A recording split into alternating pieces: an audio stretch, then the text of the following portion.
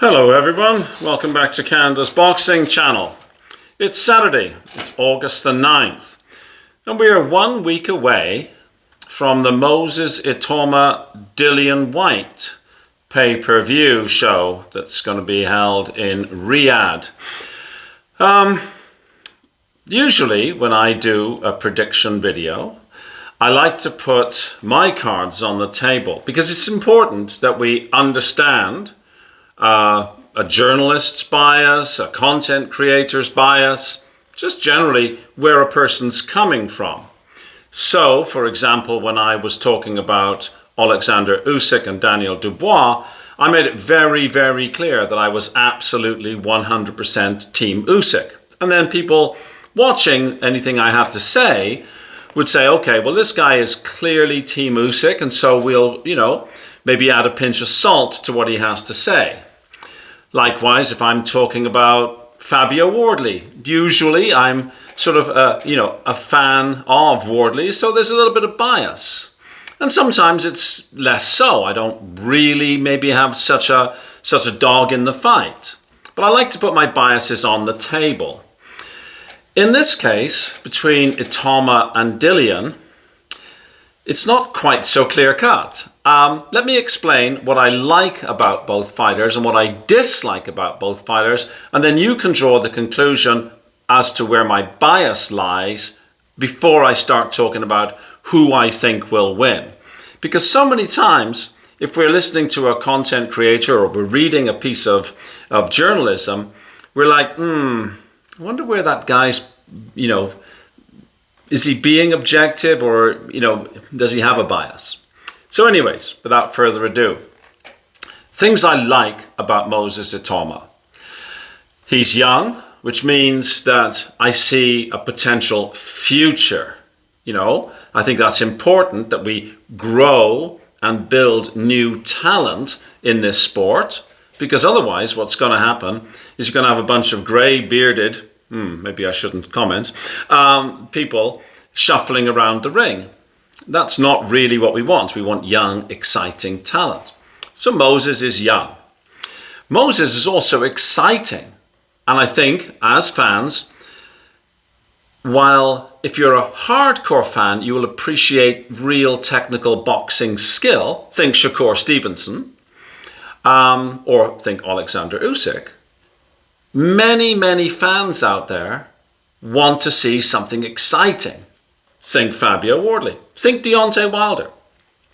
Moses is exciting. So those are two real positives. Another one, which is maybe positive, maybe negative, is he's not bad on camera. He speaks intelligently and he's accessible and he answers questions. That's good. Sometimes you have a fighter who's sort of frightened to say anything for saying the wrong thing. And sometimes you have a fighter who essentially just runs their mouth. Both those things are not so good. So those are the things I like about Moses ITAUMA. With DILLIAN WHYTE, what do I like about DILLIAN? He's an older guy. I've always got a soft spot for the older guy who's trying to pull one more rabbit out of the hat. Sounds sort of counterintuitive when I say I want to see the sport grow, but I also, because I'm an older person, like to see a somewhat older fighter giving it that last, college try. Sounds funny saying that DILLIAN WHYTE's older. I mean, he's clearly young enough to be my son.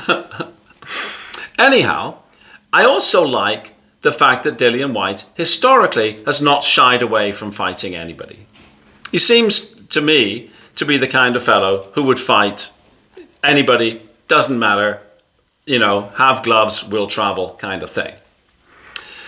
And what don't I like about Moses? He's a little bit arrogant.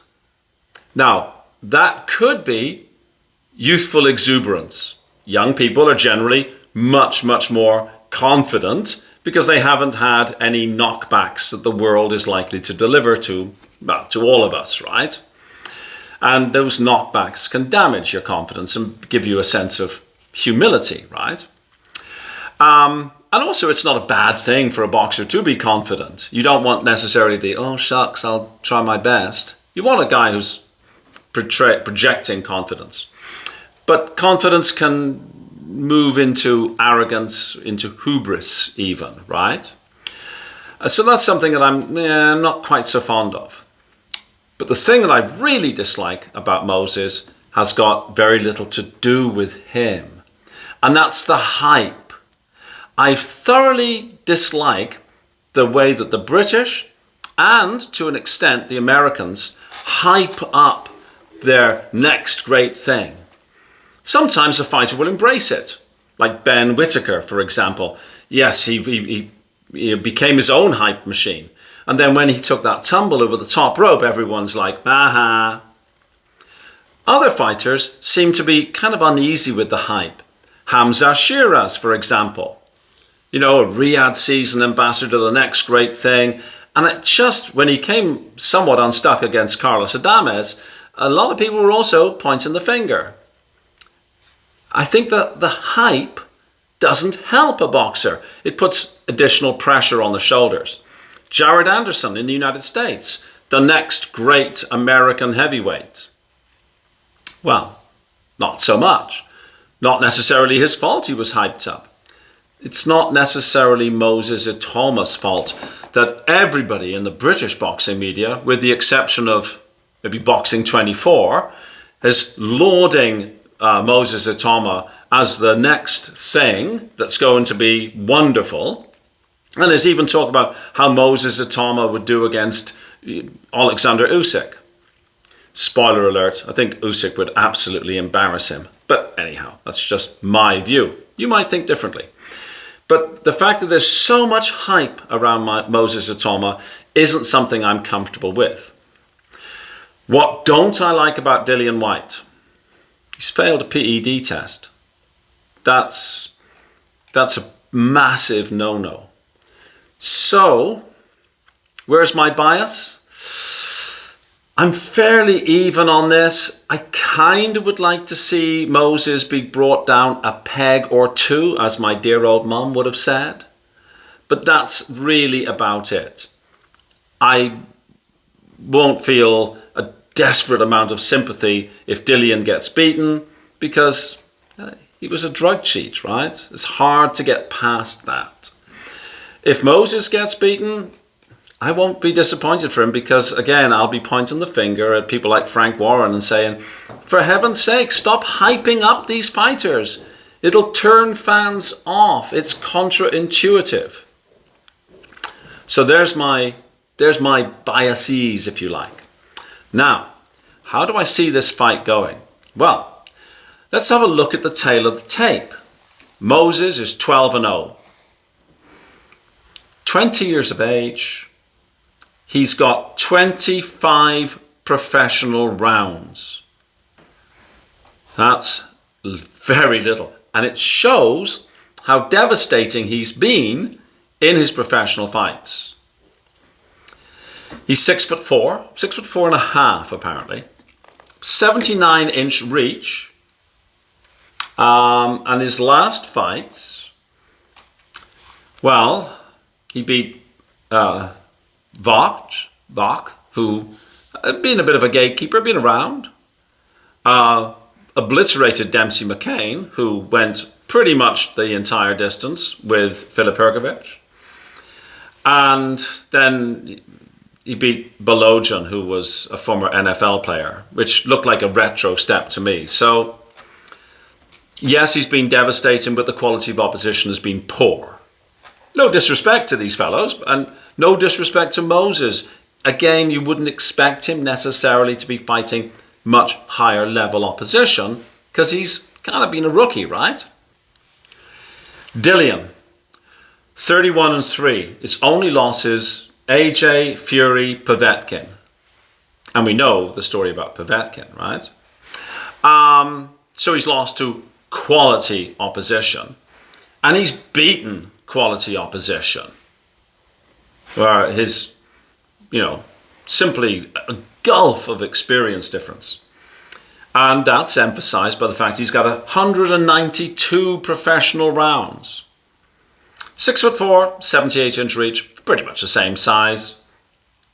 Last wins, Jermaine Franklin back in 2022. He sat out 2023. Beat Christian Hammer in 24 and Ebenezer Tete in 24. Not quality opposition of late. Could the very best version of Dillian Whyte have beaten Moses ITAUMA? I think probably people would say yes.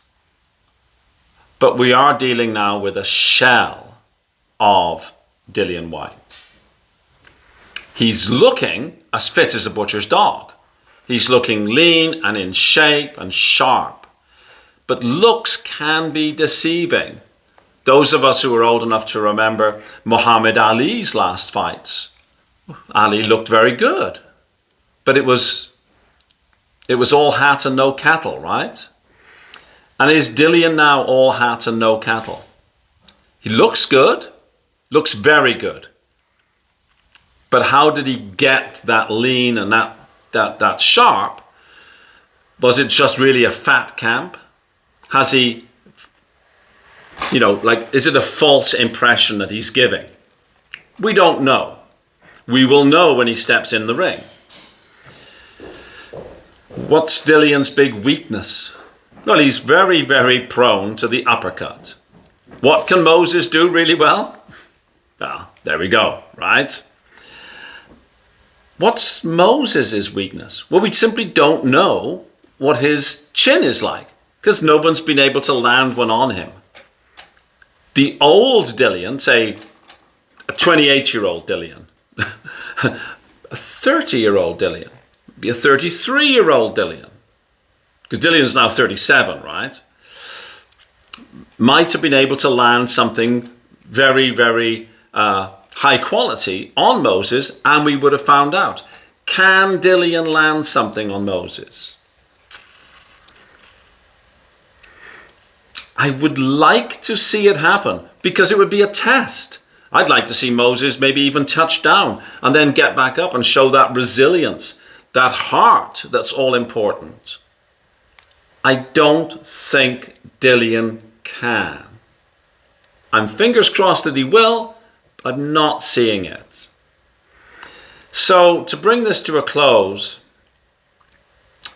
I think Moses will be able to avoid anything big and incoming from Dillian because Dillian's slower. He's a shell of his former self. Moses has very, very fast hands. I'm not seeing Dillian being able to avoid Moses's offense. I'm thinking we will see something very similar to what we saw quite a few years ago against AJ, where he gets caught and he's going to be down. He will try to get up. He won't be able to make it. I think it'll be about a 4th round stoppage for Moses by way, most likely, of an uppercut. I would like it to go longer. I would like Moses to be tested. I have another question mark about Moses. He's looking ever so slightly, maybe flabby might not be the right word. He seems to be carrying a little bit around the waist, which is odd for a 20-year-old. But that's a conversation for another day. It might indicate a discipline problem in training camp. I'm maybe stretching here. We don't know. It could indicate a possibly shorter career line than, others. Certainly comparing him to, say, Dubois or AJ, who are far more chiseled and muscled. But, hey, Larry Holmes always carried a little bit of fat, and Angelo Dundee himself said a little bit of fat doesn't hurt. So, anyways, there's my prediction. Moses ITAUMA in around the 4th round by stoppage of Dillian Whyte. I would like to see it go further. I would like to be wrong and, for it to go maybe into like deeper waters. Then we would really find something out. But I can't quite see it. So there's my take. Let me know what you think in the comment section. Please like, please share, And if you are watching this and you've yet to subscribe, maybe hit that subscribe button. That would be very nice. Thank you very much in advance. Most importantly, have a fabulous day wherever in the world you are. Thanks for watching. Bye-bye.